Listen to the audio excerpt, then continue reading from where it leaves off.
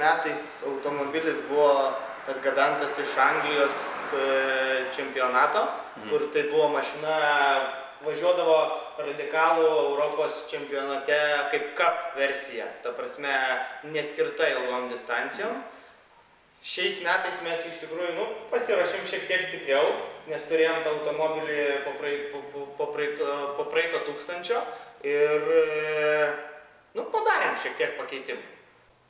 Realiai automobilis daugiau adaptuotas atlaikyti didesnį karštį, kas 1000 yra peilis kitiem dalyviam.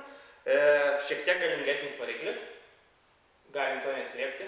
Mums padėjo labai gera vokiečių kompanija pasiekti galbūt, tikimės, kad pasiekti gero resurso ir tų arklių, kurių mes ir norėjom, sumažinti kuro sąnaudas, kas bus mūsų arkliukas galbūt, ir kompiuteris tiksliau valdo visus variklio parametrus ir aš tikiuosi, kad tai tikrai duos mums.